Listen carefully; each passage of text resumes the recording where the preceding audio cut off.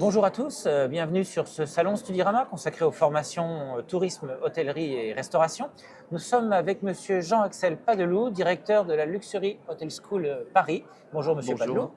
Alors, est-ce que l'on peut commencer par définir ce qu'est cette école et ce que sont les grandes spécificités de cet établissement que vous dirigez? Alors, nous sommes une école hôtelière, ce qui est plus classique par rapport aux autres, mais avec notre spécificité qui est que nous focalisons sur l'hôtellerie de luxe et grand D'accord, luxe. d'accord. Alors, ça signifie quoi en termes de formation, en termes de parcours que vous proposez aux étudiants, cette caractéristique? Bien, on forme nos étudiants sur la partie classique, formation technique des métiers. Mhm.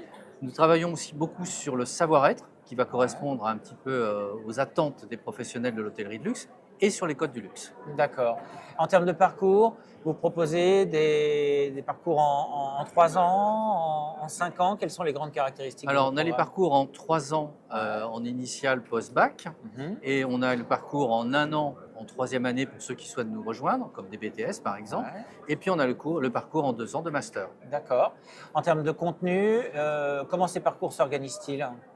Alors le 3 ans, c'est 2 plus 1 finalement. C'est un premier programme que nous faisons en post-bac avec l'école de Lausanne, Mhm. une école renommée qui nous permet en effet d'apporter une formation très professionnalisante, suivie d'une troisième année, donc notre RNCP en bachelor, qui Mhm. prépare pour le master en 2 ans, qui peut être en D'accord. français, en anglais ou en alternance. Ouais, d'accord, très bien. Alors, très souvent, surtout dans ce secteur d'activité, le lien avec le monde professionnel est essentiel pour délivrer les formations adaptées aux besoins. Comment est-ce que vous gérez, vous, cet impératif? Vous êtes entouré de professionnels de secteur, d'entreprises? Comment Alors, on procédez-vous? a des intervenants professionnels, bien Mhm. évidemment, qui nous viennent. Nous avons des professionnels qui sont professeurs aussi. Et puis, nous avons en effet des relations permanentes avec les professionnels, les hôtels, nos partenaires. Nous faisons par exemple un forum chaque année en début d'année avec les hôtels qui viennent chez nous, qui viennent recruter pour des stages dès le Mhm. début d'année. Et on fait plus d'un tiers de nos stages en une journée ou deux. On a un parrain qui suit une promotion toute l'année, qui va d'ailleurs être présent lors de la remise de diplôme. Et puis après, on va aussi dans les hôtels et rencontrer auprès de visites, auprès de petites conférences que nous mettons en place avec les professionnels, chefs de service, de département ou les directeurs généraux qui présentent des thématiques spécifiques à nos étudiants. D'accord. Nous n'avons pas abordé l'alternance, mais c'est une formule que vous proposez au sein de C'est vos une formule programmes? que nous proposons depuis peu, Ouais. depuis l'année dernière. Nous avons commencé l'alternance dès la première année, post-bac, sur 3 ans. Mhm. Nous avons l'alternance en troisième année sur 1 an et l'alternance en 2 ans avec le master. D'accord, très bien. Alors, ce secteur d'activité, finalement, très concrètement, est-ce qu'il recrute aujourd'hui? Et quels sont les métiers que pratiquent les jeunes diplômés de votre établissement? Alors, en effet, en termes d'employabilité, il n'y a aucun problème. On est sur un secteur qui a quand même pas mal souffert du Covid. Mhm. Donc, en effet, ils ont perdu une partie de leurs collaborateurs et sont encore en recherche pour consolider leurs équipes. Donc, en termes d'employabilité, il n'y a vraiment pas de souci. Ils cherchent aussi des gens qui soient formés sur des métiers, sur des spécificités.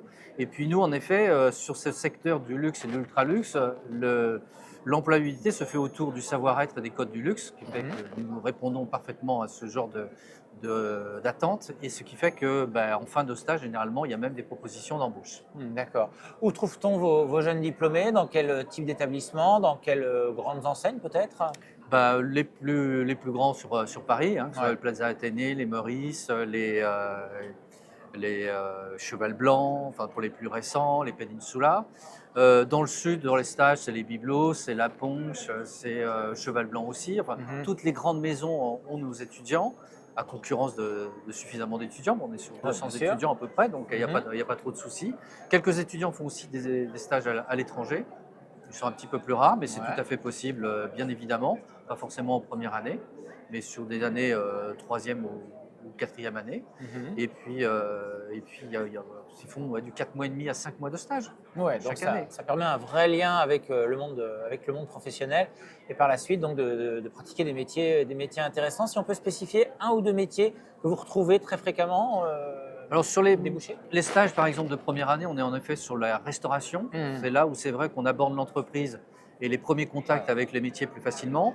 Sur la deuxième année, on essaye d'orienter sur la réception, Ouais. sur le housekeeping, hein, Mhm. les étages, qui est aussi un poste assez intéressant, qui intéresse aussi pas mal de nos étudiants, dont les garçons d'ailleurs. Il y a une vraie mutation Mhm. sur ces postes-là. Je sais qu'il y a encore beaucoup d'offres sur le côté housekeeping dans le métier du luxe. Ouais. Là, ils recherchent beaucoup les grands hôtels. Et puis après, ils commencent à des choses un peu plus fonctionnelles, comme un peu de marketing, et puis des postes aussi d'encadrement qui commencent à toucher des assistants F&B managers ou des choses comme ça. D'accord. Quel parcours faut-il avoir fait avant pour intégrer vos formations?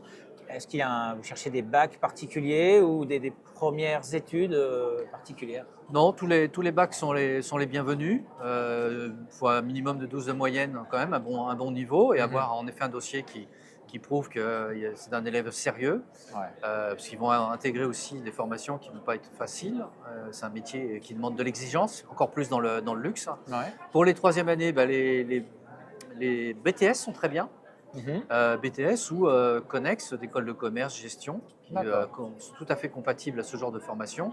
Et puis pour les masters, en effet, ils ont une formation métier, hôtellerie, mais aussi plus largement commerce, gestion, communication, qui peuvent rejoindre notre master, qui est un peu généraliste, puisque finalement, on a travaillé en amont tout ce qui était professionnalisant. Mhm. Et finalement, après, il faut attaquer les fonctions support pour vraiment sur des aspects managériaux. Absolument. Une certaine ouverture pour peu que l'envie soit là, finalement. Tout à fait. Absolument. Très Le bien. premier critère, c'est l'envie. D'accord. Si vous deviez maintenant, en face caméra, délivrer un message aux jeunes qui nous regardent, qui récapitule notre entretien ou qui évoque un point important à vos yeux? Eh bien, écoutez, l'hôtellerie peut-être méconnue finalement, mais ce sont des métiers, énormément de métiers qui vous permettent de vous épanouir, de trouver des choses passionnantes, de le faire en France, mais aussi à l'étranger, pour avoir des carrières bien plus intéressantes que finalement pourraient offrir d'autres secteurs. Parfait. Bah, écoutez, Monsieur Padelou, merci beaucoup pour ces explications. Je vous en prie. Et puis, je vous souhaite une très bonne fin de salon et je vous dis à très bientôt. Merci.